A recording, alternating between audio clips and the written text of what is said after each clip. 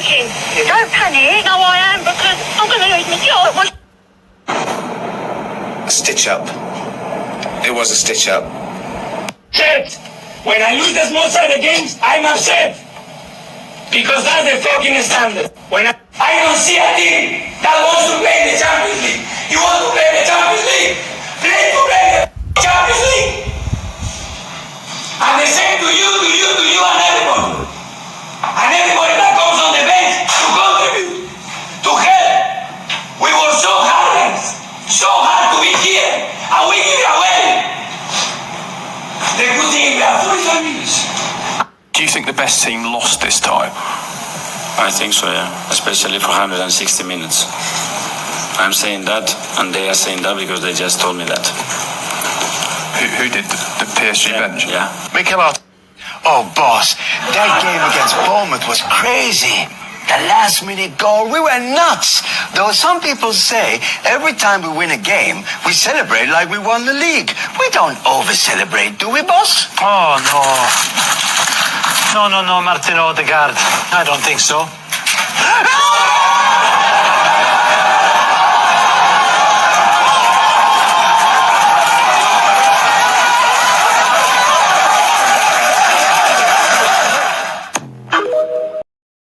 Welcome back, familiar to Northside LDN, and welcome back to the Nutmeg Rush show, where we don't pull back any punches. And we've got Deji Spurs in the building. We've got other guests that are going to be joining as well. Well, he's not in the normal location. What are you saying, Dej? Yeah, I'm doing well, bro. I'm tuning in from your second city, I believe. I believe you were drinking a drink, but you were truly hungry. Do you get what I'm saying, bro? So I'm definitely your second city. But yeah, pleasure to be here. Pleasure to chop it up. And yeah, let's get into it. Now let's get straight into it. Let's start with Tottenham. Let's start with Tottenham first. What was your thoughts about Tottenham? Obviously, Tottenham 3, Burnley 0. What was your thoughts of your first game of the season, bro? When I watched my team on the weekend, it reminded me, and I'm going to be showing my age here. There was once, I believe he was a manager of somebody, I don't know if it was Chelsea or Newcastle, somebody coined the phrase of sexy football. It was in the 90s, and Tottenham's performance on the weekend against Burnley was sexy football, bro. I can't even put it any other way. The way that the players were taking the ball from the back to the front, pause, you know what I mean? The transitions, it was a delight to watch. And also what you was able to see is you were able to witness adaptation in the location, because when we played PSG, it was very much a 5-3-2 formation. When we played Burnley, it was a 4-3-3, and you saw the way that we were able to adapt, attack, and slap these men up. So, bro, Thomas Frank, man, I'm shaking my bum for Thomas Frank. I can't even lie to you. To score 3 goals, Richarlison looking like what you were hoping that the Swedish Ollie Watkins would look like after week 1. I have to say I'm fully satisfied, bro. Nobody can really tell me nothing really right now. And I look forward to playing Plymouth on the weekend. And if we slap them up, bro, then legitly, Spurs are we're looking sexy, bro. That's the polite word to describe Spurs. I can't lie. That link up between Kudus and Richarlison's goal as well. That was a bad boy goal. You know what I mean? Well, Richarlison's goals were bad. I think you're referring to the second one, but the first one wasn't an easy take. But what was nice to see about Richarlison, and maybe something that he has over Solanke, is that he didn't even think. You know, sometimes strikers, you need to go with instinct. Both goals were instinctive goals, bro. And whether people like Richarlison or not, that's what strikers should be doing. I guess the key for us is can Richarlison keep it, or is it a one game thing, or memento, or is it one of them things that he can keep it going? But I can tell you this, bro, Kudus, 55 mil was too cheap, bro.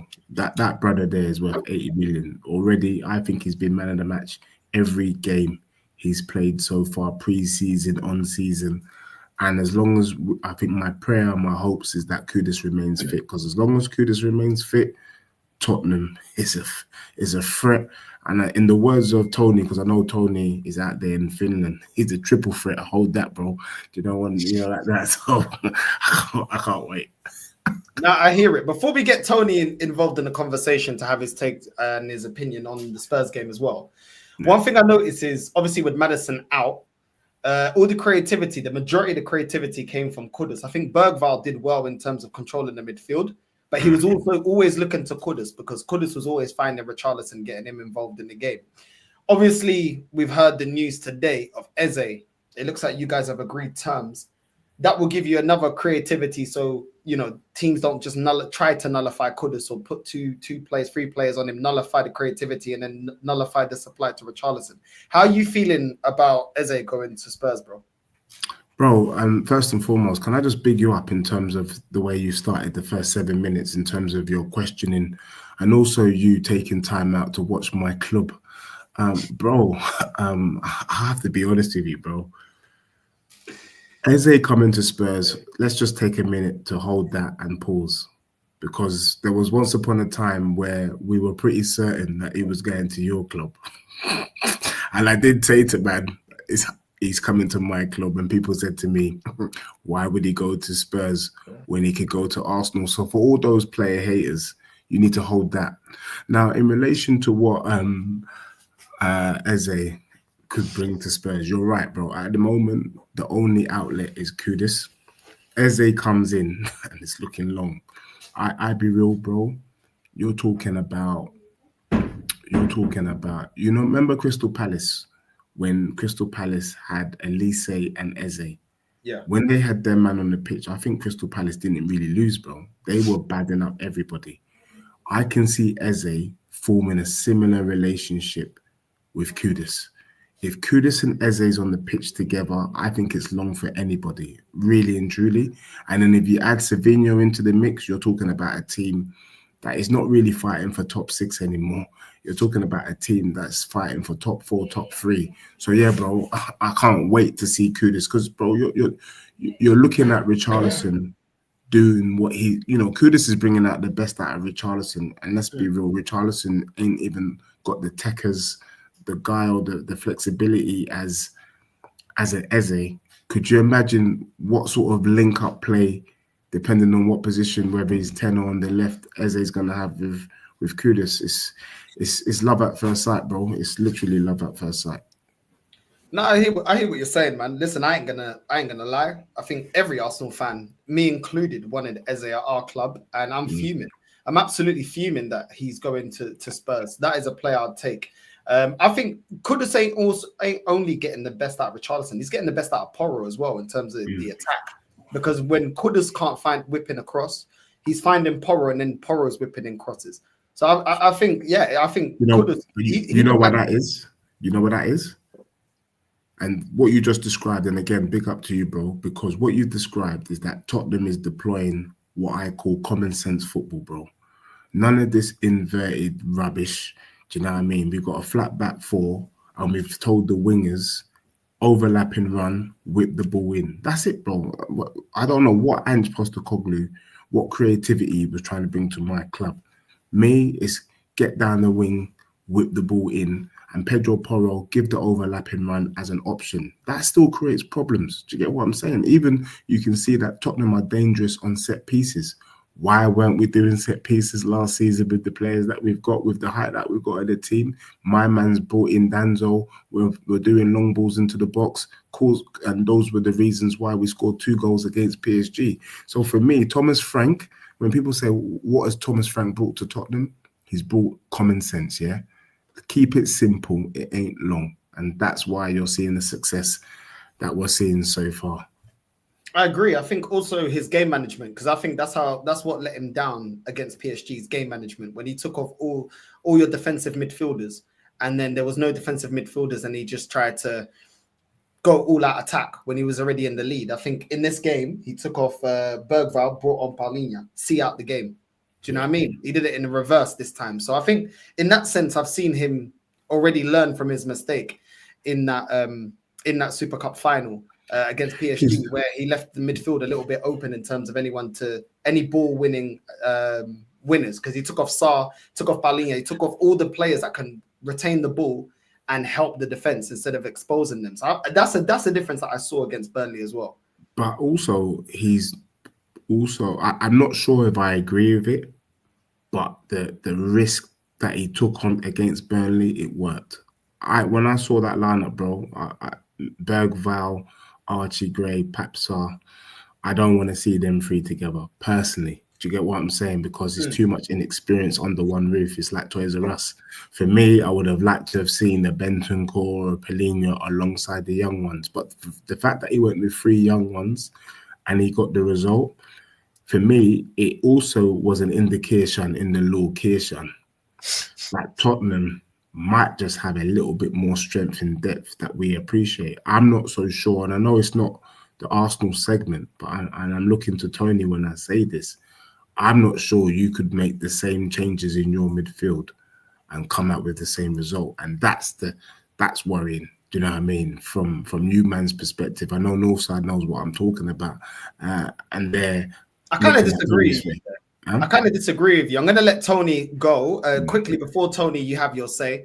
I kind of disagree with you. I think Ethan and Downman. Who would be your midfield three? Sorry, my midfield if you were three to completely flip it, yeah, your kind of second midfield three. Yeah. So there's 2 ways I feel like the midfield would be a lot more balanced.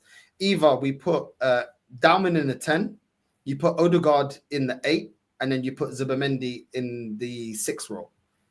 Or you can play Zubimendi, you can play Lewis Skelly, and you can play Ethan. Or you can play because I think Ethan and Dowman, they're our best creative midfielders. Do you know what I'm saying? So it depends. If you want a little bit more, if you want the midfield to be a little bit more defensive, but with players that can turn on a half turn, then you can play Zubimendi and Skelly. If you want a bit more creativity in a game that you're expecting to dominate, then you can play Odegaard in the 8. You can play Ethan or Dowman in the 10, and then you can put Zubimendi in the 6. And our midfield would be a lot more balanced. We'd have players that are comfortable in a half turn, players that can get back in and defend, but players that can also create. Do you know what I mean? So that's why I kind of disagree with that. I get that you're judging it from a Spurs fan. You're seeing what Arteta is currently doing, which is sticking with players that we know have limitations. Declan Rice in the midfield, Odegaard in the midfield, players that haven't been in the best of form, i.e. Odegaard. And that's why you're saying that. But our best players in pre-season were our young players, Dowman and Ethan, and both of them are very creative. And Ethan's got goals in him. We saw it last season. But Tony, I want to bring you into the conversation, bro, about Spurs first, and then we'll get on to Arsenal. What did you make of the Spurs game, Tony? Big up to everyone who came out here to watch the show today. I mean, Deji Spurs shaking his bum down there, yeah, for this Burnley win. But you know what? Yeah, we're just gonna do the things in the right way. Not side. I'll actually go against what you just said. I think Deji Spurs is right. Our manager nullifies everything. I mean, you've just named one of our most technically gifted players in Max Dolman. Please just ask yourself. You gave an answer. You said Max Dolman. Was Max Dolman actually in the first 11 this past Sunday? Scratch that. Maybe let's don't roll with that. Was he even on the bench on Sunday? Was he on the bench on Sunday? But that was my point. My point is not what the manager is doing. My point, but that wasn't my point, Tony. If you're a fan of this football club. But that's not my point. About my the point is balance not in what the the manager squad was you doing. want to bring in to this football club. You can think for the manager, but the manager at the end of the day would do what he wants to do. I mean, you even brought in Declan Rice even into that conversation. I mean, I watched Declan Rice on Sunday, and I'm not side. I was ashamed. Seriously. since we're not talking about Arsenal right now, just go back slightly. When we get to the Arsenal talk, we'll have we'll trade punches on that. But Deji Spurs, I mean, you have to take it with a pinch of salt, innit? It's Burnley, innit? They just came from the championship. But again, you just have to hail Thomas Frank, yeah, people. I mean, people would ask, what has he brought to the football club, like Deji said?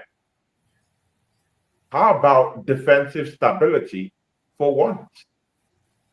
How about defensive stability for once? I mean, the only team to actually bash them actually in the preseason was only Bayern Munich. Let's agree that Bayern Munich team is, I mean, it's up there. Yeah, we both agree. If Arsenal faces Bayern Munich, they will still smash us. Last time we played them, they smashed us up. So let's just agree to that. The way this guy has got man defending, yeah, it's crazy. And he's done all these things in less than 2 months. In less than 2 months, Thomas Frank has replicated Saliba and Gabriel into that team. It's gotten them defending with pride. I mean, I need not to say that this team, this same Tottenham Hotspur team here, considered about 65 Premier League goals last season. I don't want to go into the FA Cup. I don't want to go into the Carabao Cup. I don't want to go into any other cup competition. I just only want to talk about the Premiership. 65 whooping goals. That's what these people chipped in. And Thomas Frank has gotten them defending again. Big up to Sunshine. He's gotten them defending again. Looking good again. With a framework. I mean, see, not side. I clearly had a problem with how we played on Sunday.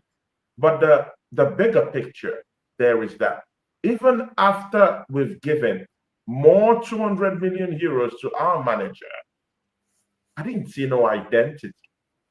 I didn't see no framework. I didn't see no structure. But I looked at that Tottenham game, yeah, when they played. And man, they're balling people. I mean, see, people, no one hates. I mean, I'm a Christian. I don't have a hate in my mind and in my soul. But people, I do hate sports. Yeah, I don't like the team. I don't like when Deji smiles. I mean, I hate everything about the team. Yeah, people, let's get it correctly. I hate even appraising them right now. I don't like it. But I mean, you just have to spew the truth when you see it. Man has gotten them playing tiki-taka football. Bro, I can't believe it. I'm seeing Spurs. I'm seeing them play tiki-taka. They're passing the ball around. They're dominating play. People, they're holding up the ball. I mean, they're getting their man. And see here, people, you brought in, this is the difference. You brought in Kudus, yeah, to be your guy. To be your guy up front, yeah, to help you out, yeah, and passes get to him. The passes get to him. He's creating those passes get to him, while we can't even find Victor Gyökeres even in the light. It's horrible, my brother, man. But anyway, Spurs big win. Although I put Spurs in top 8 this season. But with what I saw against Burnley and with what happened today, rightfully so, not side, I mean, the Eze thing. Under Mikel Arteta's watch, under our manager's watch, we've strengthened Tottenham Hotspur's people. Let that sink in. I've never seen a manager who has actually strengthened the Spurs team than Mikel Arteta. Under his watch, he's allowed them acquire Kudus. Under this bozo manager's watch, they've been able to acquire Eze. No, not side. Just think about the chaos that's gonna happen when Eze links up. Bro, we're even just looking at Kudus. Bro, have you even thought about? Have you even imagined? Just look at Deji. Look how excited he is. Look at Deji's face. Look at how excited he is. Of when Kulusevski is there, bro. This man, the man roast people this season. I hate to be the mouthpiece saying these things about Tottenham Hotspurs, but under this manager, he has strengthened Tottenham Hotspurs than strengthened Arsenal. Look at the brand of football we're playing against the bro. Everyone said that Man United is cooked. No, I only saw one team that was cooked. It's Arsenal. And bro, I mean, I'm one of the delusional fans, people. I mean, it doesn't get delusional than this. It's Tony Claude. I mean, I'm delusional when it comes to Arsenal winning, people. It doesn't get delusion than this. I'm the king of delusion. But even me, I hate is key. The brand of football we play on the day. That's haram football. Under no circumstance should Arsenal play that brand of football. But again, I'm seeing Tottenham Hotspurs and what Thomas Frank has got them doing. He's gotten them playing great football, attacking football. They're passing the ball all around. Great framework. Defensively, they're strong. It's like a brick wall. I can't even recognize that defense. Is that the same defense that conceded 65 goals last season? Brother, man, I don't know. This season, let's see. And now this manager has actually strengthened them. Yeah? By not getting Eze into our football club. People, man, I'm pissed. And it's not even that. It's like it better be people. I mean, you saw what Nussad put, on his on the former show, on his theme, yeah? Letting Eze go to go get Rodrigo. Please let that just be true. Let that just be true. That we are letting Eze go to Spurs for the greater good. It better be so. I rest my case. Big up to you, Sunshine. Nice to see you around here. Hi. People. Big up Sunshine, man. We have to introduce her properly. Big up to my sis. You know what I'm saying? What you say? Long time, man. Yes. How you been? I'm okay. Just to piggyback off the Tottenham thing, it's not even, yes, it's Eze going, but it's the fact that he went for close to the same amount as you getting Madueke from Chelsea. Like the fact that it's this literally close to the same amount that you paid for Madueke and that they got Tottenham got Eze. I think that would make me sick too, because it's like, if we would have gone for Eze first, would we have gotten him? If we would have waited a bit longer, would we have gotten him? It's just so many things that you question when you see something like that, if I was an Arsenal fan. Because, I don't know. It's, again, you're not being able to utilize the striker you have because your left side is incompetent, in my humble opinion. Like you're imbalanced in the attack. So we'll see. Let's get on to the game, Sunshine. Let's get on to the game. What was your thoughts about Man United and what was your thoughts about Arsenal's performance? I feel like the game showed us the problem with both of our fan bases.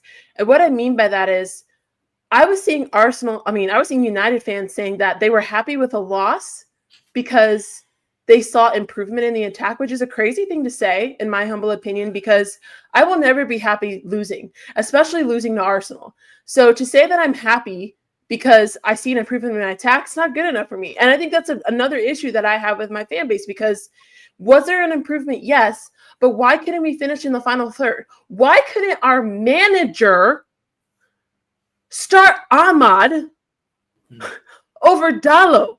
Why was Casemiro starting? Why was Luke Shaw starting? Why was Mace? There's so many questions that I have that I can't just sit here and justify the fact that I'm happy with the loss. That's unacceptable to me. You can't sit here and say something like that.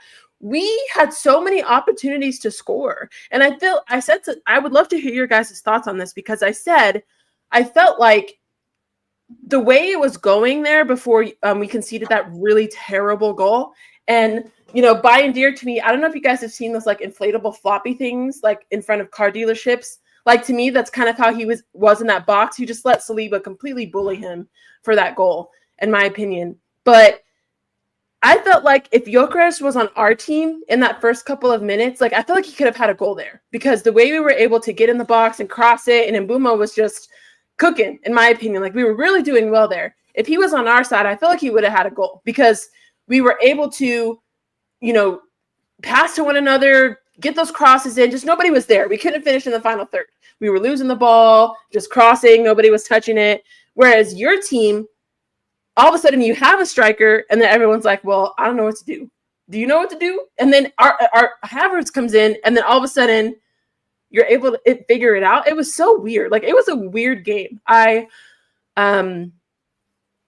Obviously, yes, there's some positives, but as a whole, we have so much work to do. And I'm thankful that you guys were so poor, because I thought your midfield was going to absolutely destroy us. Whereas I feel like your midfield went so quiet, like eerily quiet, more than typical. Zubamendi, Rice, Odegaard, they didn't have their best match that game. And we got lucky for that reason, because I mean, Ugarte's passing the ball to Havertz, like literally just passed it to him. So there's a lot to work on. We're not going to be top 6 with this midfield. Our goalkeeper situation is absolutely terrible. And, just chiming on the Spurs thing, seeing them make moves like this, and I know Tony mentioned this too, seeing Thomas Frank, I can see an identity with Thomas Frank. I can see something there. I still don't know what I'm looking at when I'm watching Amarim. Like, I still don't even know if he knows what players he wants to utilize. You know what I mean? So it's frustrating. Kobe Manu didn't touch the pitch at all. Xerxes didn't touch the pitch at all. So I can't say I'm happy, Northside. And I see your fans saying, like, I'm just happy we left Old Trafford with a win, which, yes, you always want 3 points. That's credit to you guys 100%. But, like, you still can't be happy with that game. You can't. Yeah. Can I just add? Can I add as a neutral, and then I'll let Northside do his thing.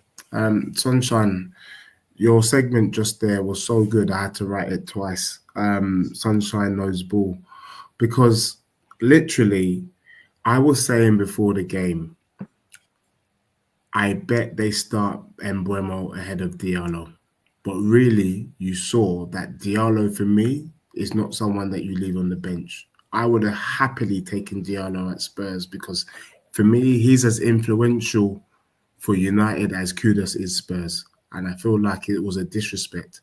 I think Cunha had an amazing game. I think he was just showing that his level's above the rest. I'm not too sure about Sesko. But what I would say is that we talked about United finishing in the top 8, and I kept saying that Onana didn't have an injury.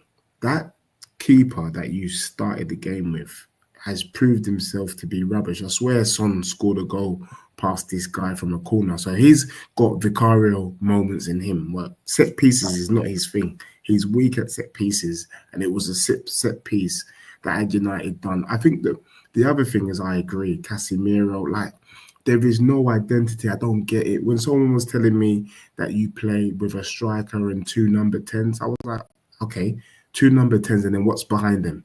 Imagine, Sunshine, I was having an argument the other day where people were telling me if you just brought, after Sesko, Belabor, you would be top 4. I think it was on Hassam's channel. And I literally had to shut this guy down. His name is Ahmed.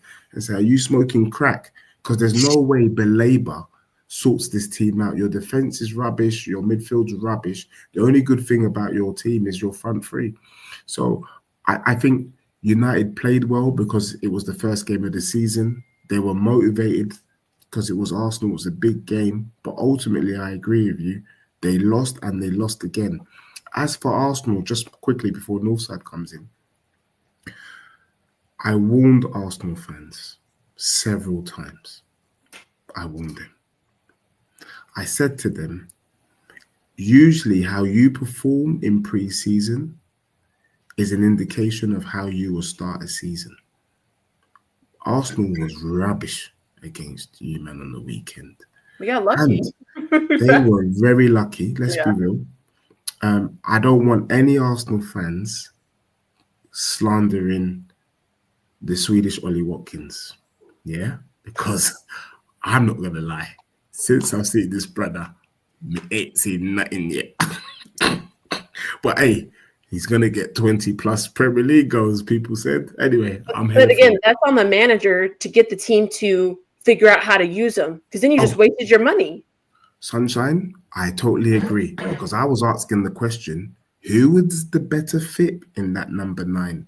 Is it Havertz or Gyökeres, and everyone was taking it like I'm disrespectful. Tony was telling me he's the top goal scorer in the whole of Europe, but you can see already that his style of play doesn't fit in with Arsenal. And Northside, you mentioned this yourself, so it's not new. I'm worried for Arsenal moving forward. I am actually worried for them. I predicted them fourth. I'm not sure. They stunk out a win against a United team that is still recovering from last season. But I don't think Arsenal look legit. And I think, though, what we can say, Sunshine, is that United will definitely be in the top half of the table this season. But your midfield needs work. Like I just don't understand it. Not I don't agree. I don't agree with slightly with what Sunshine said and with what Deji has also put to the table. I mean, they're talking about that Manchester United matchup here as if see, people, one thing you need to know is that the Manchester United we faced on Sunday, it's not the Manchester United of last season. These guys are lions. Did you see? Yeah, even Manchester United. See, you could say, see, Sunshine. You could say that they don't have no framework. You can say they don't have no identity. But one thing they sure did do on Sunday was to bypass the Arsenal midfield and looping those balls to Mbeumo. I was just seeing looped up balls to Mbeumo, bypassing Arsenal's midfield. I was seeing looped up balls to Dogu, looped up balls to Cunha. Cunha was actually working his way through Arsenal's defense. And you know what? Yeah, that Arsenal defense ain't no punks. That's the best defense in Europe. So, I mean, I've heard this from Flawless. I mean, of course, you guys are friends.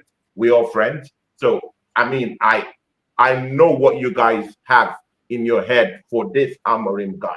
I totally get you. And I know you guys are in that, in that fight to actually get your club back. But, I mean, when you see the truth, say the truth.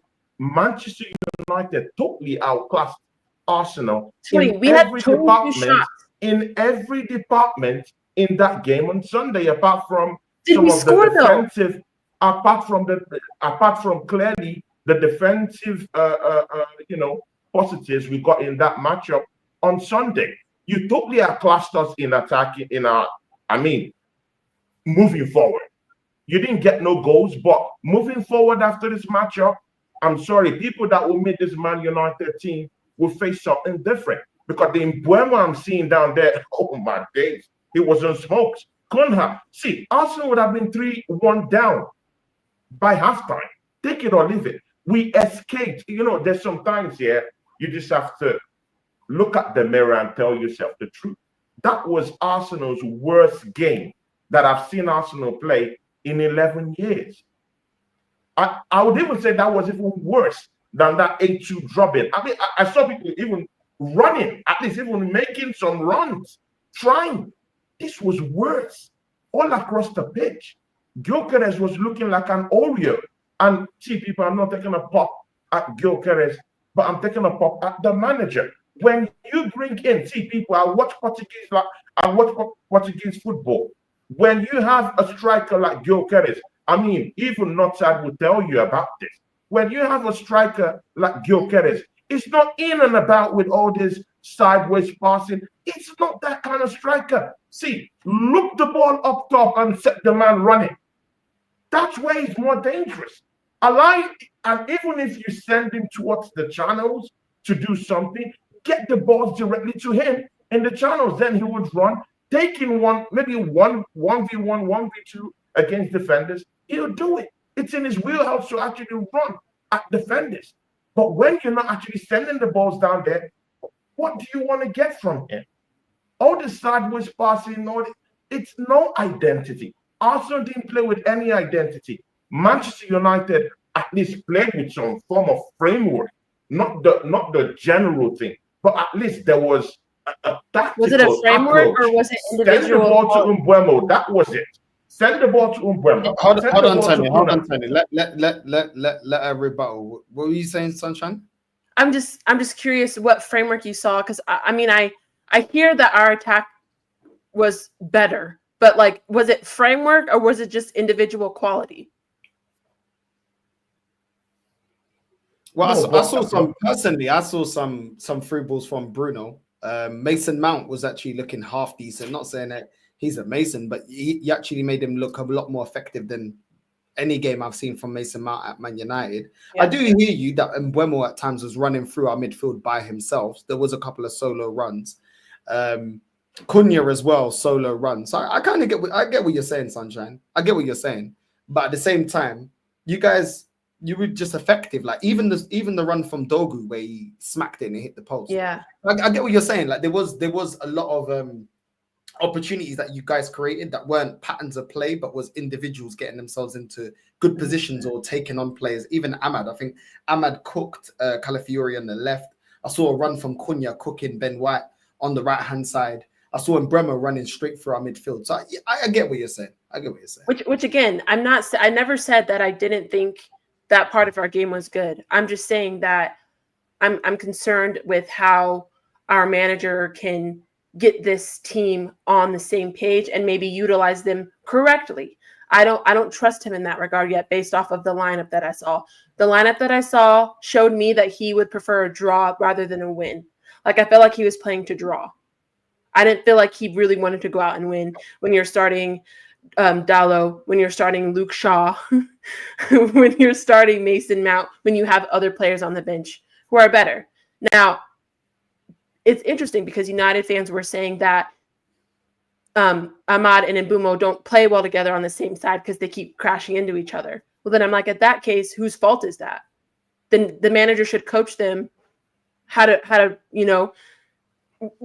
read off of each other, which again comes with chemistry. So it's like it's Mbeumo's second game. They're not going to figure it out right away, but like I need some coaching in there with the players. You can't just not play them at the same time because they don't work. That's not going to be acceptable to me.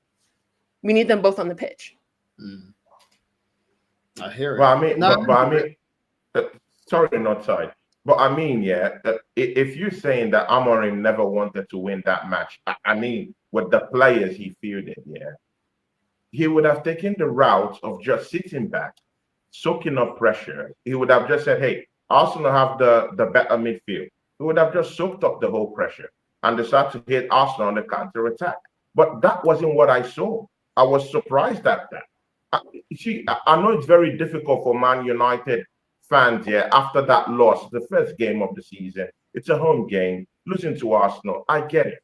But, I mean, there's sometimes you just have to count your blessings even if you didn't win that game and just watch it from the next game and see how it goes. That's what I just think. I saw a different Manchester United side. That side was clearly better than Arsenal. To be very sincere with you, at least I saw something brewing. I saw people who wanted to make something happen. In my own team, I didn't see anything. I'm sorry. To counteract that, who on your team has that drive and willingness to attack like a Cunha and Mbeumo? Because that's who they are, right? Like I could say Cunha, when he gets the ball, turn, go. Like they're on it, right? Who do you have on your team that's doing stuff like that? Our two youngsters that he doesn't want to play. Our two youngsters that doesn't want to play. Even Saka does it. Even Saka does it. But there's this consistency problem with the Arsenal. There's no consistency. You don't know the kind of Arsenal you're gonna get the next week. And that's don't get me wrong. Next week we might lead, but you don't know the one that's gonna show up against Liverpool, isn't it? I feel like some players are regressing. I feel like some players are. I feel like certain players are regressing and getting that out of their game. Like Martinelli, one thing that people would praise about Martinelli is him being direct. But now he just looks frustrated. He looks like he doesn't know what he's doing. He looks like he's second guessing himself. Do you know what I mean? And the best version of Martinelli, the best version of the player is when he doesn't have to think. You know what I'm saying? Saka as well. Like that was probably one of the worst performances I've ever seen from Saka. He was absolutely trash. I mean, the fact that Mason Mount was like on him and like even took the ball away from him on one of those chances that he had, just literally took the ball from his feet. I was like, okay. But that's the thing, bro. This is the thing. Like, Ethan has been direct. That's why this guy was only getting 10, 15 minutes last season and being effective. I mean, Deji, you said a prediction, yeah, before the season starts, before the game's kicked off. I want to bring you in the conversation as well. You said, look, Arsenal. You had Arsenal. I think you had Arsenal finishing fifth. I think you said fifth or fourth. Well, I was fourth, but I can also see fifth. Yeah. Especially and the game against Man United, does that change your mind at all? Like, how are you looking at Arsenal right now? In terms of the game against Man United has given me confirmation in the location, because under no circumstance should you be getting popped the way that you got popped. So Tony is right. You know, you won, but you're fully dusty. Yeah. Now I'm looking at Gyökeres is going to probably need maybe 8, probably game week 8, game week 9 when he gets his first goal and then he starts cooking a little bit. That's a long time to be waiting when everybody needs to hit the ground running from now. You can see the strength of the Premier League. I warned everybody about Man City. I said it before all the games. I gave my prediction that Man City would finish second because I watched them during the Club World Cup and they looked good. I know they went out early, but they looked very good. And so I wasn't surprised about how they dismantled Wolves on the weekend. Bro, I think the issue with Arsenal is everybody kind of knows what you're going to do. You've been found out, and Arteta isn't really offering anything new. Every season, I think that's why Tottenham, if they were to do better, is simply because we have the unknown factor. I think even Luis Enrique said he doesn't know how Tottenham's going to set up. Just that is enough to do well.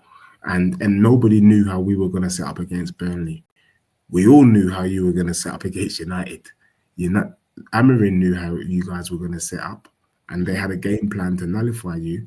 And if not for that set piece, which I always say is very lucky, you would have drawn that game. And if the strikers had been a bit sharper, I think it was some good defensive. Let's put some respect on Saliba, because had it been any other defender, that's a draw. Let's just keep it real. They're banging that in.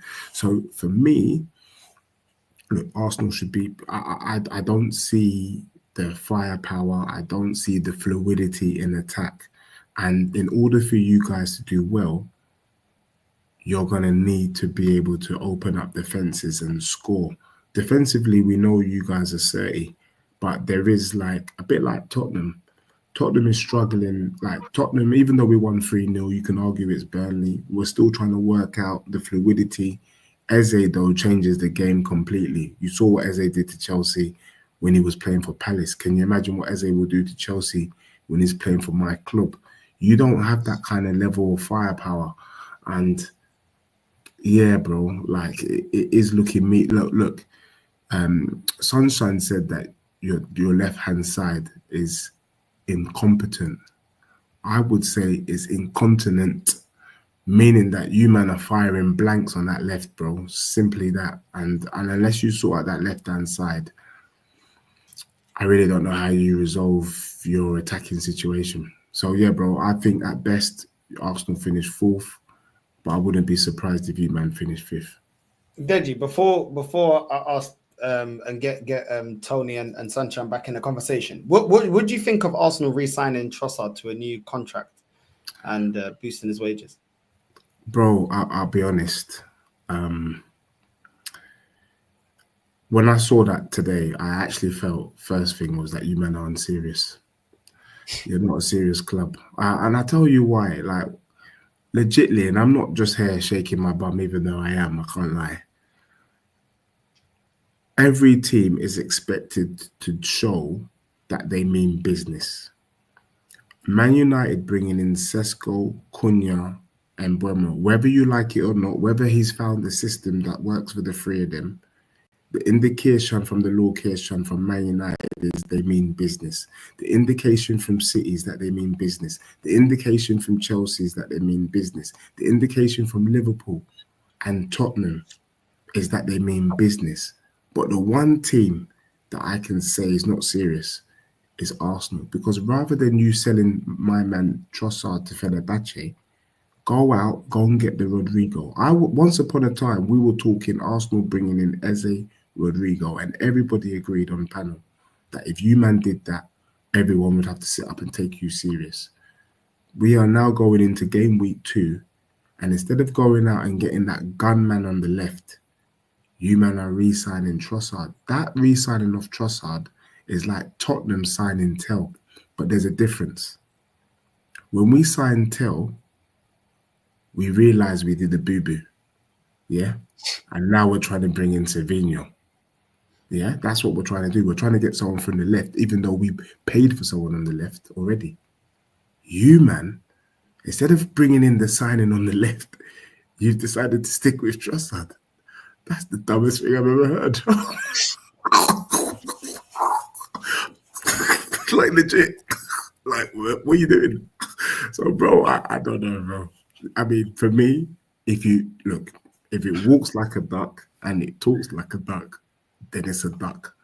And I always said this: if you pay peanuts, you get monkeys. Bro, you deserve what you man get. You deserve what you get. Do you think Arsenal end up getting Rodrigo? No.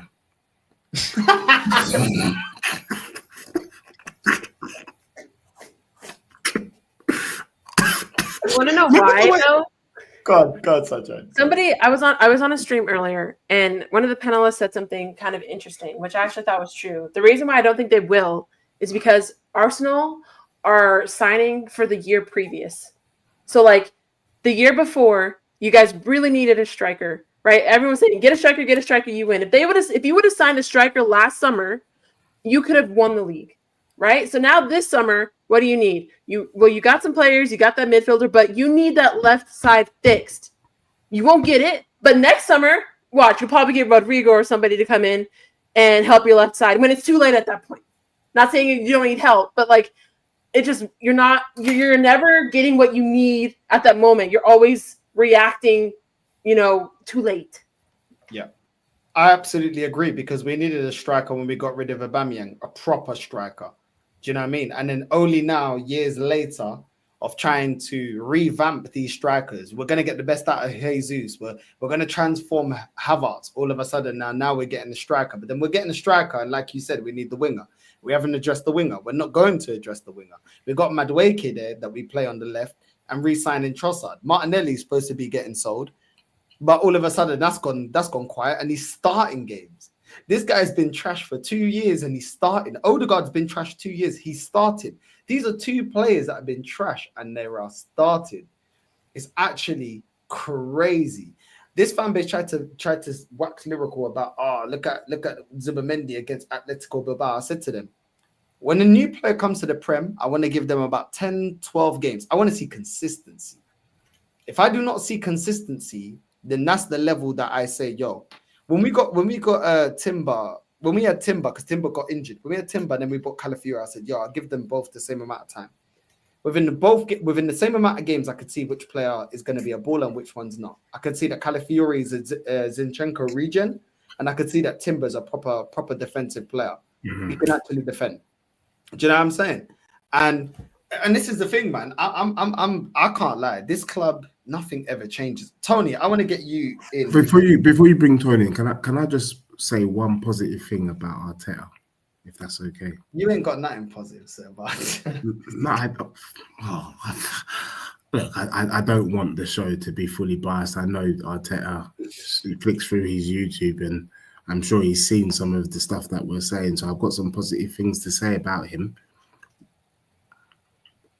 The one positive thing I can say about Arteta is that he's supportive.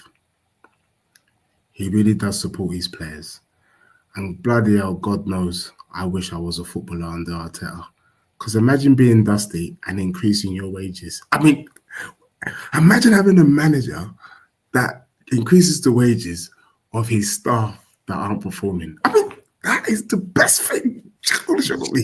So I just want to say, big up to Arteta, big up mental health, and big up for all the support he gives the employees at Arsenal Football Club. Look at this guy.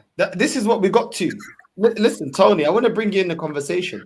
I can't lie. Every Tottenham fan, is talking like Deji right now, talking with chest, talking down to us. Like, they're talking to us like we're QPR.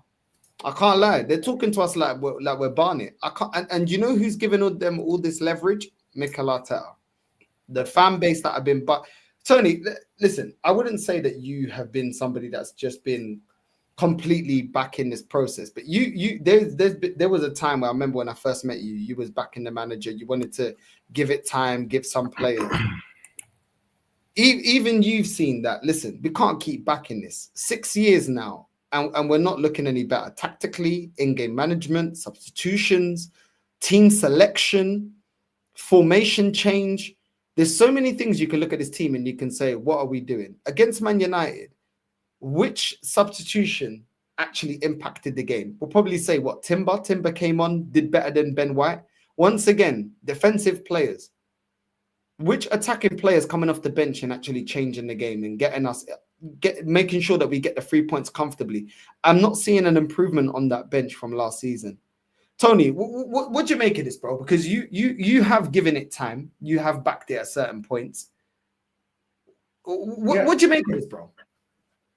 See, not side, yeah. I mean, you are correct. When we first met, I was new to the YouTube space, and Mikel Arteta was in his second season, and I was like, hey, okay, good.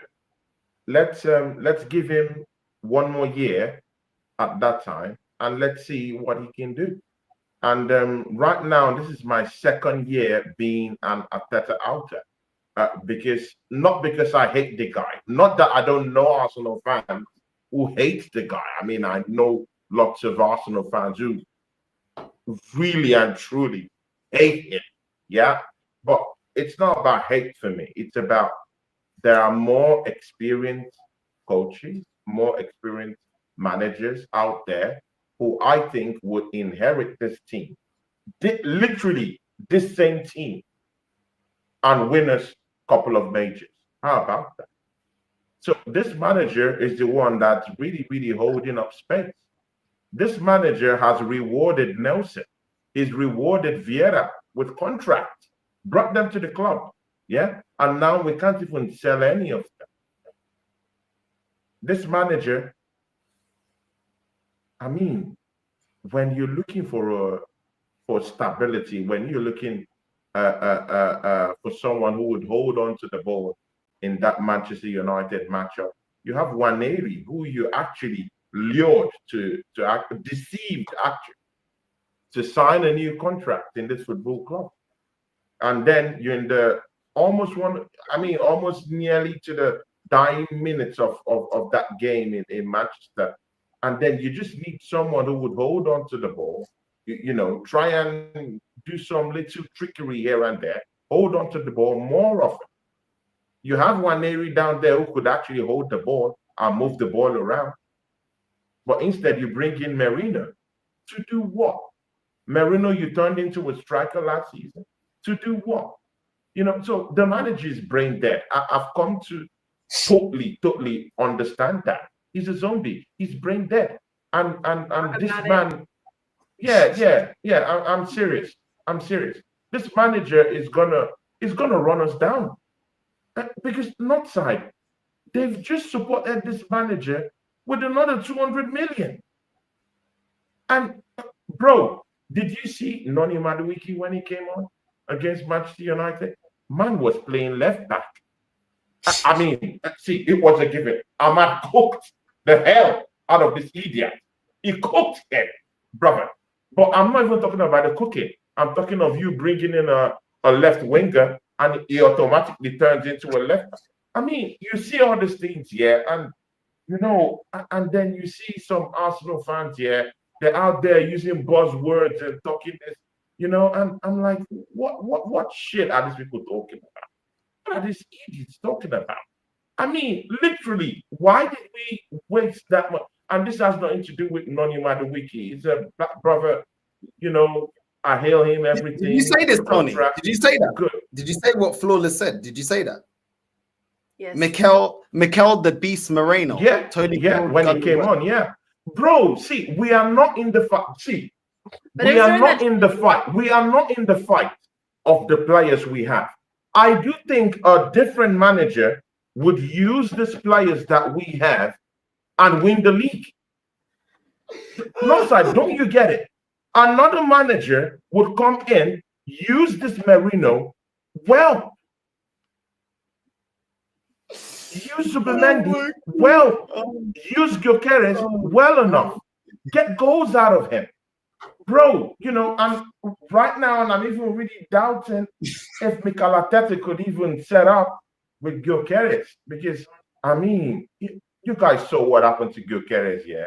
I mean, No man justice was for just Havertz? looking, bro. He was No just looking justice? like a fool. No justice for Havertz? No justice, no. Bro, we're finished, man. We're finished, man. I just pray. No, but you know what? Stars Yeah? are See, aligning. but you know what? You know what? Not side. See, let's not be lured into the same trap again. You know, I would accept it. This is where the thing would go Ari now. I would accept it if this thinker was just put in place to just stifle Manchester United. It's the first game you're playing away from home. Manchester United is a big rival to date. Even when we had the best of players, we were going down to Old Trafford and having stinkers. I hear it. Let's just hope that this was just a gimmick for the start of the season, playing against a big rival away from home. I want to start judging from the next game. How about that? Let's see. Let's just hope this was a gimmick, because if it is what I watched on Sunday, we're cooked this season. The players look drained. I mean, I know Zubimendi. I've watched Zubimendi with his time at Real Sociedad. This guy controls the game. He's an elite passer of the game. His IQ is totally elite. But it comes down here against Manchester United, and I don't see man. And again, North side, you put the blame on Zubimendi. I mean, we didn't talk about Declan Rice. It left him completely exposed. How about Declan? He had a stinker on the day. It completely exposed him. I mean, when your midfield is facing that kind of onslaught, yeah. I mean, we need Declan Rice to at least just pushing back just a little bit. We're just running everywhere, doing nothing. At least you help out Zubimendi take control of the game. But he was just being exposed. And of course, you know, Odegaard is another Oreo we have. I mean, it's another zombie we have, you know, at the midfield. So, I mean, they just completely left Zubimendi on his first game in the Premier League.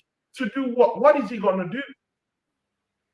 Bro, we're cooked, man. If this manager, bro, a different manager cooks with this same team, bro, there's no excuses for this. We have the best defense in Europe. You could say we have, you know, the second, right now, I think we have the third, fourth best midfield in the league, per se. Yeah? And we just acquired the most lethal. Forget what the sport is spouting out here. I still think Gyökeres is Europe's most dangerous striker. But this manager has run out of excuses. If you've been given the best defense in Europe, a top three midfield in the Premier League, and you've been given a little striker in Victor Gyökeres, and mind you, you have Saka, who is down that right, who could cook anytime he liked. Why are you not getting a tune out of this player? A different manager, don't get me wrong, and Ancelotti wins the league easy with this team. He wins majors easy with this team. The problem, we know the problem is Arteta. Arteta is the problem. And until we get that manager out of this football club, people, I don't think we're winning anything. We could scratch the surface, but we might not win anything with this manager. But if you're telling me with this team has winners in it. We have winners in this team. It's the manager. If we can get this manager out before December and bring in someone new, maybe we could salvage our season. Just maybe we can salvage our season. I agree and I disagree. I think it is Arteta, but I also feel like it's the players. Like if Arteta brings in Rodrigo and Eze, Arteta wins because he's managed to get you second with so much less The problem is I don't understand. Is Arsenal strapped for cash? I just don't. Is Arsenal creative? Are they building from the ground up? I actually don't We are strapped understand. for cash. We You're haven't. strapped for cash. Deji Sports, we did not need Eze. We did not need Eze and Rodrigo to get second. No, but let me come second twice. Let me just say this, yeah. A big time manager wins the league for. Let me just say this. We are strapped for cash because we've only made £8 million profit of player sales when we're spending 200 M's. That's not sustainable. Chelsea have made like something like 200. Yeah, I'm saying other teams, Liverpool have made something like 200 or 100 and something. Do you know what I mean? We don't. You're always going to hit a barrier when you're spending, and you're not recouping anything.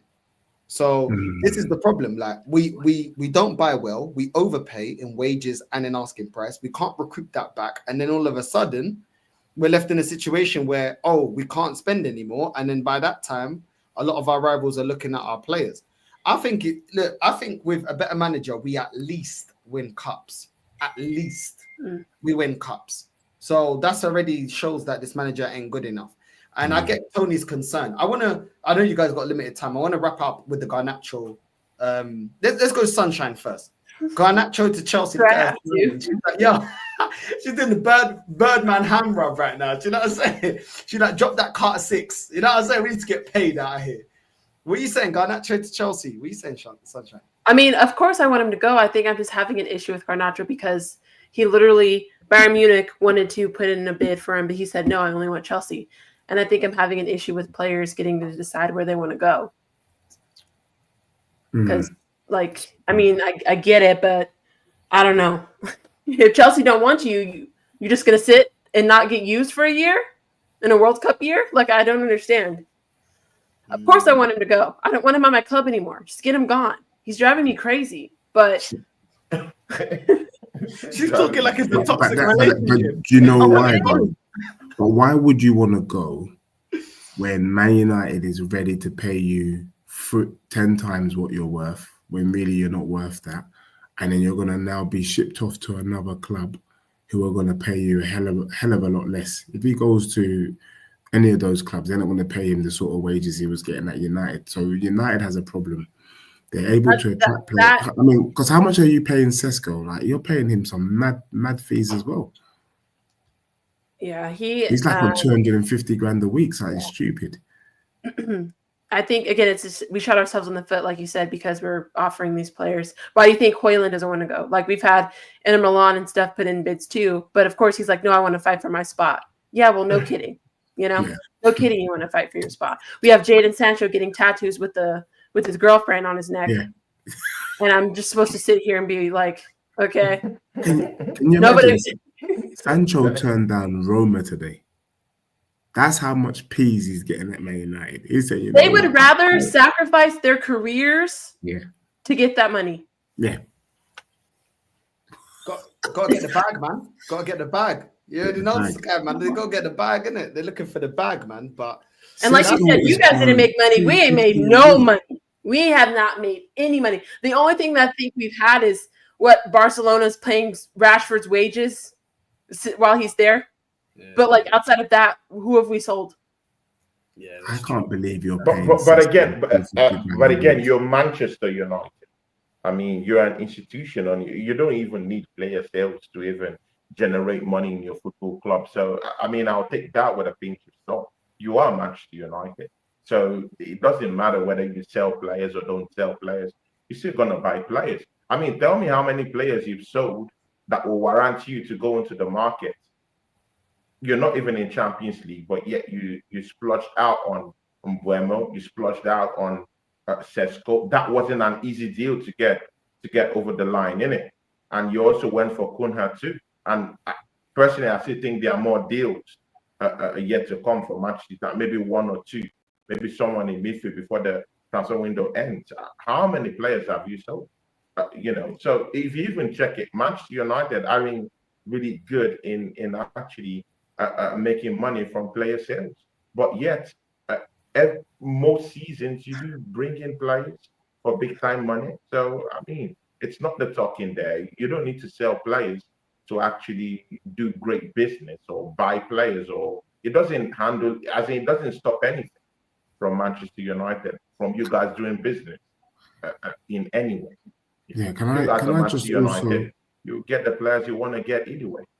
can I politely interject and offer my services to Manchester United? If there's anybody here that's part of the Manchester United backroom staff, I would be delighted to set up a new channel and shake my bum for your club for a nifty 5k a week. I sort it down. Since we're all being shameless and we're not moving anywhere, I will shake my bum for your club, wear a red t-shirt for $5 a week. So if anyone can holler at me, my email's in the description.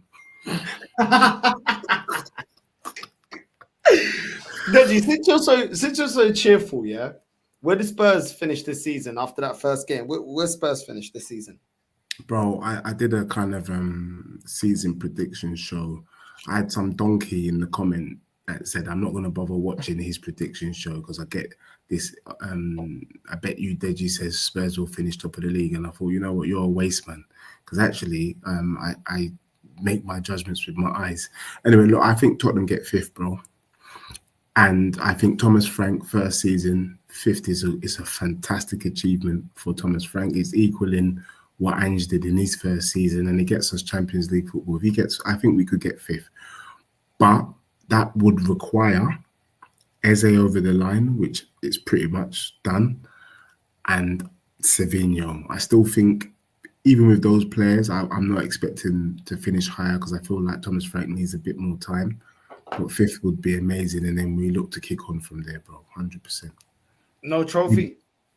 Bro, I think we take a Carabao or an FA Cup. I'm not taking that, obviously. You know how I roll. You're not celebrating that. I wouldn't shake my bum for any of those. It's literally not allowed. I don't want to see it. You wouldn't shake your bum for that, but you said you only shake your bum for Champions League and Prem. I only do majors or semi-majors. But you said that Europa's not a major, and you shook your bum for that. It's a semi-major. Semi-major? What's that? He's a Tottenham. United, they're at a different level. They're not allowed to celebrate these things. And now there's semi-majors. Sunshine, there's semi-major. I can't on the contrary, Deji.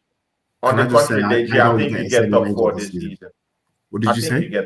I think you get top 4 this season. I respect you, Tony, tonight. Tony, No, I don't know what's happened. No. I think you get top. No, people, it's unless we're blind to see. I mean, look at what Thomas Frank has got them playing. I mean, what about Arsenal, Tony? What about Arsenal? Where does Arsenal watching the back of the TV? Tony, where does Thomas Frank is doing with that team? Tony, yeah, where does Arsenal finish?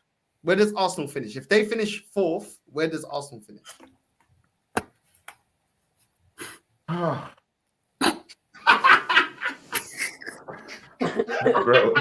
I don't know. Mostly when you look at that performance, mostly when you look at that Manchester United performance, bro, I don't just know where to put my team right now. I don't know where to put my team right now. And it's ironic because we came 2nd last season. Technically, you should be giving us 1st this season, Tony, maybe. Yeah, technically, you should be giving us 1st, 2nd, because we finished 2nd last season. But again, now everything is looking, bro, it's looking bad right now, man. It's just looking bad. I need to see the 2nd and 3rd game before I can say any other thing. As it stands. Yeah, as it stands. Clear. As it stands, where do we finish in the league right now? Honestly, as it stands. Honestly, I'm looking at 3rd. I'm looking at 3rd. Yeah. As it stands, 3rd. You know. And you have City 2nd? Do you have City 2nd? I'm not gonna lie. If you were to rewind the show and see Tony, I think we could all see that you were lying just from your face. The way you said 3rd, you looked uncomfortable. Bro, very uncomfortable. Gun to head. After that game against Man United, I mean, it left a bitter taste in my mouth. I'm still bitter about it, man. It hurts me. But that's the worst piece of football I've seen in 11 years watching this football club. And people, I'm a seasoned Arsenal fan. That has to be the worst Arsenal performance I've seen. Horrible, bro. So I mean, I can't rate anything based on that game. But again, I'll run away with the 3 points. This is what we're getting wrong. I'll take people, see, yeah, I'll run away with that 3 points. Last time I checked, Manchester United are still my rivals. And to go away from home, get those 3 points, it's a difficult task. And that's what we might see in the coming weeks in respect of Manchester United. Unlike what Sunshine have said, I don't really, bro, man has got them finding Mbeumo and finding Cunha. That's a framework altogether. You can talk all about the total package, the total collective as Manchester United. I hear you, Sunshine.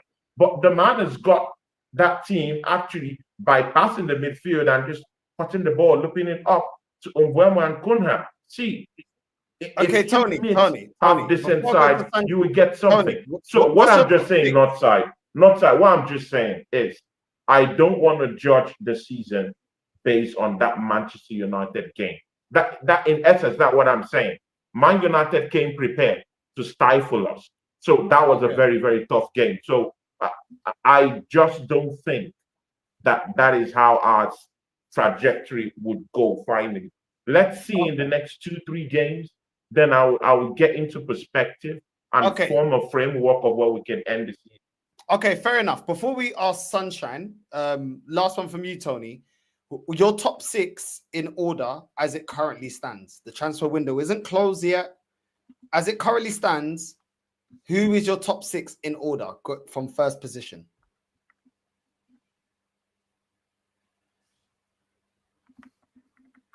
Liverpool right now, they look good. No, good character isn't firing yet. Second, I think Man City. Okay. Third, I think Arsenal. And see, people, this might sound funny, but if Tottenham gets Eze, they're getting 4. Nothing will stop them because they're not conceding goals. And Eze will only bring more goals to them. Okay. And this Bozo manager has just strengthened them. So they get top 4 for me. And then who's 5th? Chelsea? See, I just really feel that people are just putting Chelsea on a pedestal that they're not in right now. Yeah, they might win the World Club Cup or whatever. I don't think they're Premiership ready. We saw what happened to them against Crystal Palace. So let that gimmick just stop.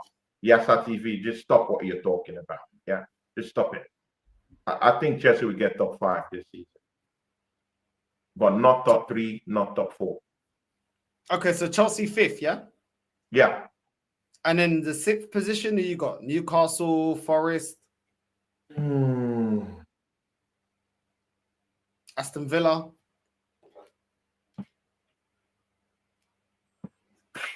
I'm looking at Nottingham Forest, man.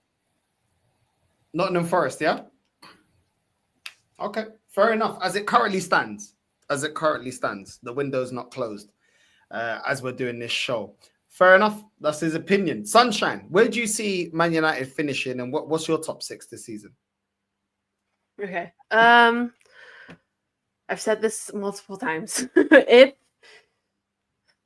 we don't get anybody else, I would think 6th is the highest we could go if things went really well.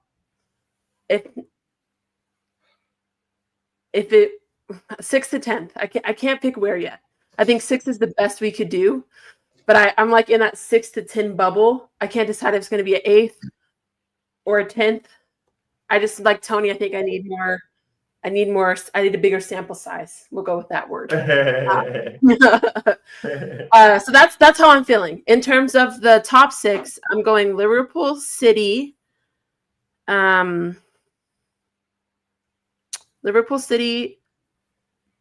Arsenal, Spurs, Chelsea, Villa.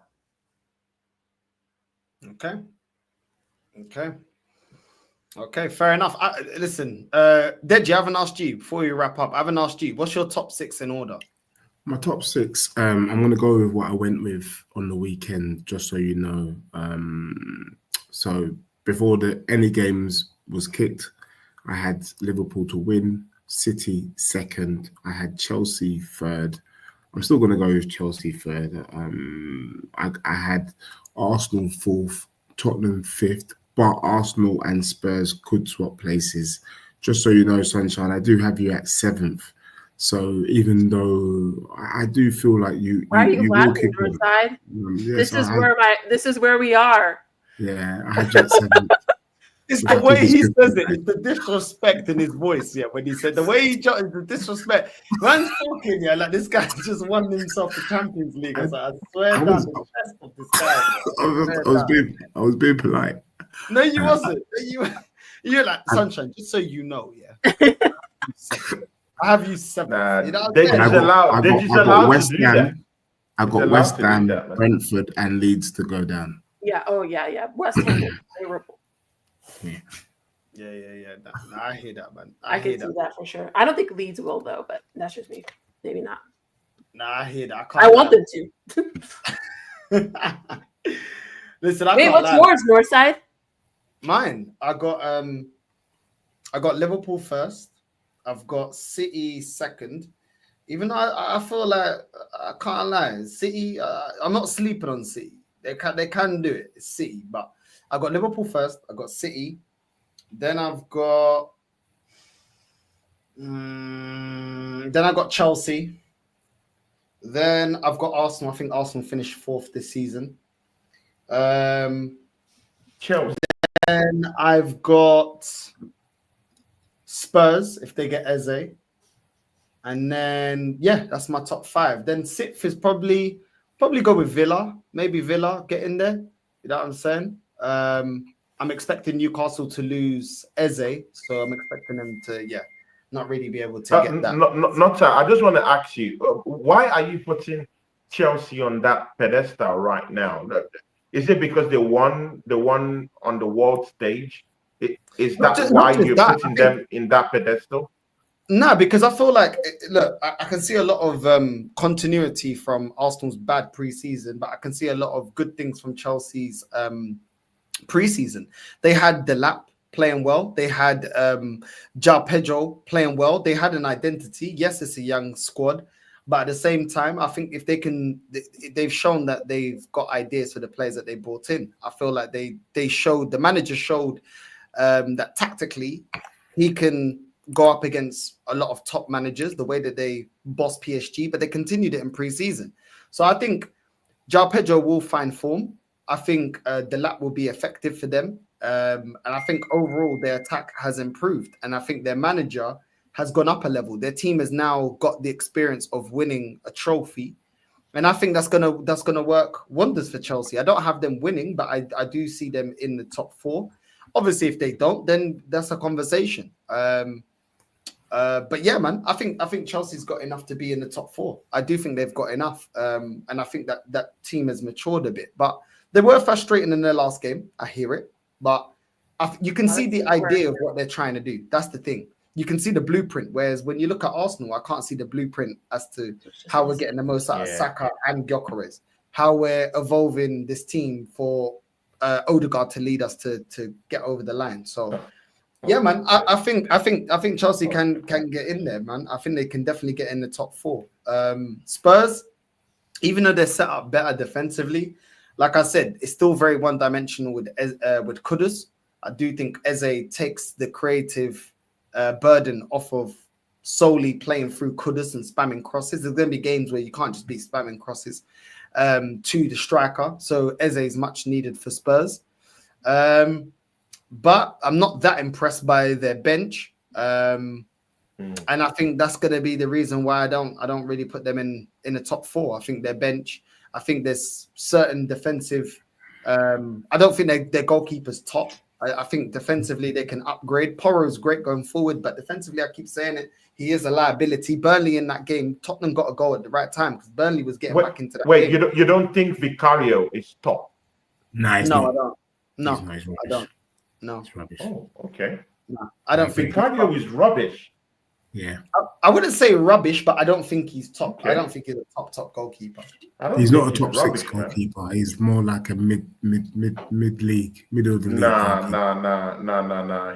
He's top 7 in my My calculation.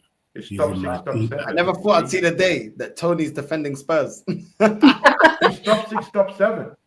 he's not No, top sometimes you just have to say the truth. Yeah, I mean, that's the problem with we Arsenal fans. Yeah, I mean, we don't like to admit it that there are some times, yeah, when shit, will hit the fan, and you just have to be as truthful as it gets. He's Sometimes, not a you top know. 6 goalkeeper. So Okay, he's you not say so, rubbish, but- but he's not a top 6. He's like a Sanchez. Well, He's not top 6. that's in your opinion, but in my opinion, I put him in top 6, top 7 in Sanchez, Robert this Sanchez. league. In this league. Yeah, Vicario's not the one, trust me. Okay. There you go. A Spurs fan himself saying it. And you know Digi's shameless. And if he's saying it, it's undefendable. You know what I'm saying? You know what I mean? Because this guy's waxing lyrical about Danzo. We'll see about that. Don't think I forgot about that, Digi, yeah? Don't think I forgot about the Danzo hype. You know what I'm saying? Don't think Danzo's a bad man. Danzo's a bad man in my opinion. Okay, we got that in the hard drive. But listen, big up to all of you lot. The links for everybody is in the title. Deji, big up to you, bro. What you got coming up next, bro, on your channel? Shut your channel up. Yeah, probably later on in the week I'll be doing something called the Blueprint, looking at Tottenham's next 4 games. I'll probably try and get through a Man City preview this week, and hopefully, finally, I'll get back to doing my step to the mic. There you go. I need to jump on the step to the mic, man. Next time you do, I'm jumping on. Yeah. Well, hopefully Friday evening, but I'll let you know. Oh my days. What do you just like step up and be shameless about your club? What do you do? Say again? Do you step up to the mic and just talk shameless about your club? What do you do? No, I just invite people from the chat to come and talk about their club. Oh, it's like a call-in show. Yeah, it's a call-in show. Oh, that's cool. That's cool. He fixes the BET cipher, man. That's what I need. I need to watch the BET ciphers. You know what I'm saying? That's what we need. We need a chess, man. But listen, big up to Sunshine every single time. Shout your channel. What you got coming up next? Yes, thanks for having me, and also great talking to you guys. I think this is the first time I've been on stream with Tony, so it's nice to finally be on stream with him, even though I troll you in the chat all the time. But I started 2 new Premier League panels on my show. One of them is with all female creators, so that's been really fun. So make sure to check that out. And then I do a United stream with Sophia on Thursday, so we'll be talking about the Arsenal game on Thursday. So be sure to check that out. So we're trying to do more things weekly, which is great. Yeah, man. Nah, big up Sunshine, man. Listen, let's support the female content creator, man. It's good, man. It's nice to see. I've always been around. The only woman I've ever been around that likes football is my nan. That's it. Like, no one I've ever been with liked football. My mum, my sisters hate football. Like, so it's cool, man. I like it because it's only ever been my nan that I was around that liked football. Everybody else, I couldn't care less. You know what I mean? So support the female content creators, man. Do you know what I'm saying? And big up Kendall as well, man. I know she stopped doing the content, man. Support the women, man. I think we need more of the women. You know what I'm saying? In the field doing their thing. Do you know what I'm saying? I respect it, man. So make sure you're liking and subscribing to Sunshine. The link is in the title. Support the familia. And Tony, why is your eye looking? In the words of Deji, why is your eyes looking morose? Why is it looking morose? Bro, I'm pissed off, bro. I'm pissed off. Bro. I'm pissed off. See, Northside, we need a breath of fresh air when we play against Leeds. I want to see something different so that I could get the energy of delusion back, and and start. I need my hair to grow back. I mean, my hair has been cut by Manchester United. I just needed to grow back against Leeds, and then I could make the YouTube space a very uncomfortable place for Deji Spurs, Sunshine, Flawless, Northside, and everyone, But right now, I would just, I would do the honorable thing, put my head down in shame and just walk to bed. But maybe after Saturday, something different might happen. Sunshine. Yeah, you guys score 5-0 against Leeds, and we're going to see a completely different Tony next week. Just letting you know right now. Sunshine, I really do respect you. Sunshine, I respect your person. And of course, I remember that you've given me a couple of redirects from your channel. Wow. Yes, couple of redirects. I've worked with many people, apart from Northside. and flawless a couple of times. No one has ever given me redirect. Imagine all the old channels I've been working with, and you have given me redirect and not side too, and of course my brother flawless too. Big ups to you. Thank you very much, and hopefully we get to do a couple of stuffs together. See, yeah, people, I'm still trying to bring Deji Sports back to the channel. I know that I've told him to. I've told Deji, let me come to his channel for our reloaded episode 2. But Deji, come on, man, let's do it, bro. He'll be there. He'll be there. He's a European champion. Deji, don't be scared. Deji, don't tell me you have all this muscle for beating Burnley and you're afraid for the next stage. Oh my day. Yeah, but Tony, you gotta believe. After we lose against Liverpool, yeah, he'll be there. Watch. He'll be available. He'll be there, right? Watch him. People, I got something coming up with Oregon Gunner this week. Probably me and Wafu Don tomorrow. My guy Wafu Don. Hopefully, I'll talk to BBK Sports to join us on the show tomorrow. My brother BBK Sports and Wafu Don. I work with them mostly on my channel. And then Josh Triguna, me and him on Thursday. And then on Friday, hopefully me and Ola of the Fight Week show. And if me and Deji should have something on Friday, good. If not, no problem. And until when Northside gets me up to his channel, good. And Sunshine, I'm looking for something to just get us going. So definitely when I put up a setting show from now till next week, then maybe me and you can be able to do something. Or so definitely, I come to your channel to chill. Even if I don't come on live, I come there to just press the like sometimes and to troll you. So of course, we'll definitely get to do something together. Big up to you. There you go, man. There you go. So it is what it is, man. Big up to all three of you for your time. Big up, man. Listen, make sure you're liking and subscribing. The links are all in the title. Support everybody on the panel. Deji Spurs, Sunshine, Tony Claude. And yeah, this has probably been the most amicable Nutmeg Rush. It won't be amicable when man start getting serious L's. You know what I'm saying? And I know we got Leeds and we got Liverpool. Spurs, Deji already knows. Deji already knows we're watching. Do you know what I'm saying? And Deji, wait, so what's your next 4? Leeds, Liverpool, what?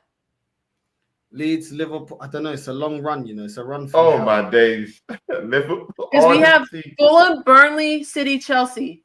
That's our next 4, and then we play. Don't forget, everybody. We are in the second round of the Carabao Cup, so we play Grimsby Town after Fulham. So everybody tune in. No, we got Leeds, Liverpool, we got Forest, and then we got City, Newcastle. It's long for us. Oh wow, Leeds, my Forest, City, Newcastle. Oh Jesus Christ! All these teams. Yeah. Oh God, man. We're finished. It's long for actually Spurs. I don't even know who Spurs got. My days, we're finished, man. We got City this weekend. We got Bournemouth. We got West Ham and Brighton. Light work. I'm really excited. Light work. You're getting cooked by City, Deji. Deji, I think you're smoking something, Deji, man. You said easy work. We don't get. You must be smoking something. This. Are you on your own bushy banter? You said easy work. Rose City look better, much better. Because Reinders, I'm like, why did nobody else want to go for this guy? Deji said, if we get Eze, it's long for them. That's their bogey team. Spurs scored 4 that's goals. a perspective. Listen, if we get Eze, I can respect.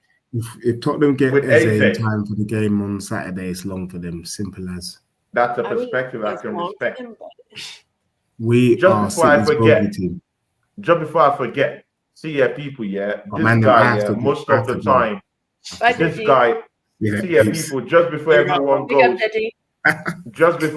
goes, people, look him running away. This guy, Northside, big ups to you, man. I mean, Northside, sometimes you too, sometimes, you have to appreciate yourself. I mean, appreciate yourself. I mean, if others don't appreciate you, Northside, I will, man. Sometimes just appreciate yourself.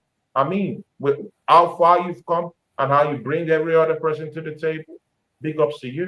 You know, big ups to you. Thank you, man. And that's coming from the heart, my brother, man. Because I mean, you've done a lot for me, my bro, man. I won't lie to you. You've done more than anyone to me on this space than any other person. Big ups to you, man. I really appreciate that. Deji's also in that bracket too, because Deji did a lot of stuff for me too. So big ups to you. You don't need to thank me. At the end of the day, yeah, everybody gets help to get to where they get to. Everybody. You don't get anywhere by yourself. You know what I mean? And everyone knows about Lee, but there's been loads of people, Carefree Lewis, loads of people that have helped me. Do you know what I'm saying? So at the end of the day, it's only right that I help other people. You know, obviously some people are put off coming onto my channel because I'm against their opinion, but really and truly, once upon a time, I didn't agree with Tony. Still get him on the channel. I didn't agree with Fuad. Still get him on the channel. You know what I'm saying? Deji sometimes says some crazy stuff that I'm like, I disagree. Still get him on the channel. You know what I mean? There's loads of people that I don't fully always agree with, and I still get them on the channel. So it's one of those ones, isn't it? But some people don't like their opinion to be challenged. My whole life, my opinion on everything's always been challenged. So at the end of the day, thank you to you guys, because obviously I don't pay you to come onto the channel, and I appreciate when you give up your time. Because one thing that we can't get back is our time, innit? You know what I mean? This hour and a half that we all spent right now, we can't get that back. And the older you get is the thing that is the most priceless. It's time. So I appreciate your time. I appreciate the support. Thank you, guys. Listen, hopefully when I eventually go full time, I can help people more, because I have more time in the day to help people more. Because I'd love to get Sunshine on a lot more and help a lot more. Same as Tony, same as Deji, everybody else. So listen, big up to everyone that jumps onto the channel. I appreciate all of you guys and all your time in it. So listen, chat, please support the man. This is why I put all the links in the chat, man. Please support everyone. Do you know what I'm saying? The best motivation is people watching the content, people subscribing. It motivates content creators, isn't it? So please just support them. Sub to them before you're subbing to me. Big up to everyone that's locked in. Big up to Sunshine. Big up Deji. Big up Tony. No. And we're back tomorrow, man. We're out. We're going to redirect. Who was I can't remember who was going to redirect. Peace, everyone. Peace. Bye, Deji. Bye-bye. Deji, don't go missing after City though, yeah? And you better do the match reaction. Do the watch along, because I see how you like ducking watch alongs when you're getting caught. Don't worry. Just make sure you do a show. I'll be there. Yeah. Okay. Big up Sunshine. Big up Deji. By the way, if everything goes the way I think it will probably go, I'll be top of the league Saturday. Hold that. We're out. I'm clipping that. We're out. Arteta in.